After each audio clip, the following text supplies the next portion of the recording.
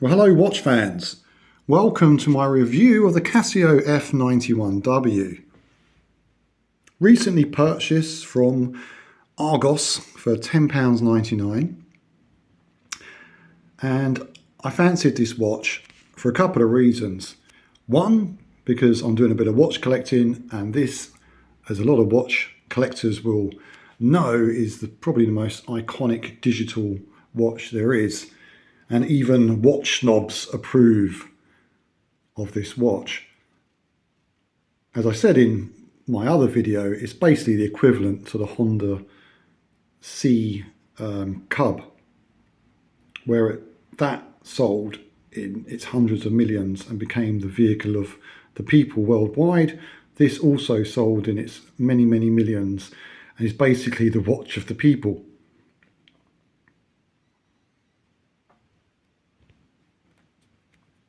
The size of it in today's standards is a little on the small size. So if you've got a big wrist, it's going to be a little bit lost. And it reminds me of the watches I had as a kid. I'm not sure if I actually had this one or not. I definitely had a Casio.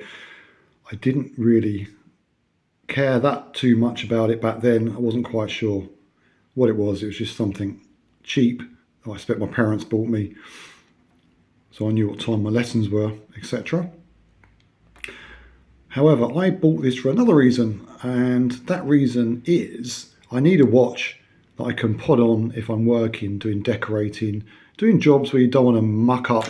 I mean, I'm wearing quite a nice Tissot C-Star 1972 today. I'm not going to want to wear that decorating. So to save my other watches, you need that knockabout watch that you don't have to worry about. And I had one for a few years and it's done the job. Now look at the difference in size, right? So this is some Chinese smale, huge, chunky, diving type digital and analog watch. The battery's pretty much run out. The digital side is working, but the analog side has stopped. As you can see, it's covered in paint splashes, it's starting to rust. But it's huge, it's too big, it's ridiculous. It was about the same price as this. We're talking, I don't think I paid much more than £10 for this. But the battery hasn't lasted that long. So to swap the battery out, I've got to get these strap arms off because they're covering up the screws on the back plate. So it's a bit of a pain, and I could do that. But I thought perhaps, you know, for the price of a battery, let's get a new watch.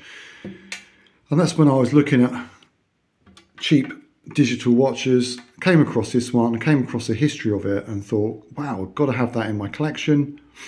Now I bought it, I don't actually want to get it dirty or get paint on it. But it is a great little watch. It's got all the functionality you need. Date, stopwatch, a little light that doesn't really do anything on the side. It comes with all this stuff, guarantee, instructions. But from what I hear, these are pretty bomb-proof watches. The water resistance often exceeds what's stated. I hear people have gone diving with this and it's been okay. But yeah, should be okay for light swimming, I would say, if nothing else. It's very light. It feels very light on the wrist.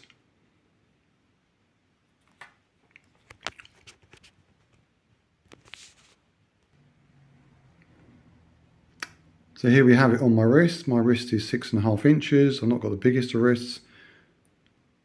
So it doesn't look too bad. I think it looks quite smart. And the funny thing is, when you put it on at first, you think, wow, it feels really small. But then I've got a couple of other vintage watches which are this type of size, and they also seem very small compared to the bigger watches. But it's amazing how quickly you get used to it. Now that just seems ridiculous. It just seems ridiculous to have that on my wrist. It's far too big for what I need.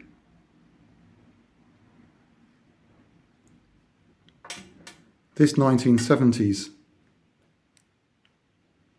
Sea Star, which I think is about 34mm across, is a nice size.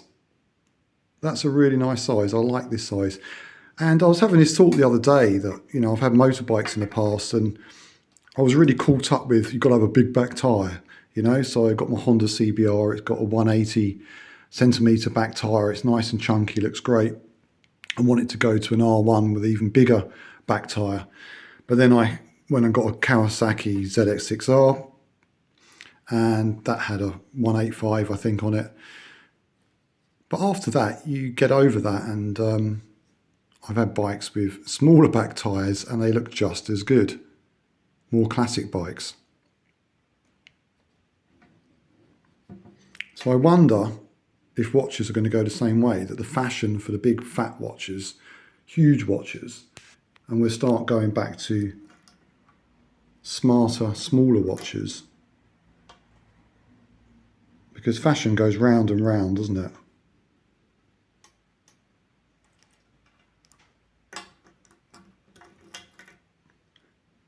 So I'm probably not going to wear this every day, probably more if I go swimming, or I'm doing a job where I don't want to ruin my other watch. I love the blue on it. It is so retro. It is so 80s looking. The strap, the design of the strap. You can date it just by looking at it. And I love the Casio emblem on the buckle.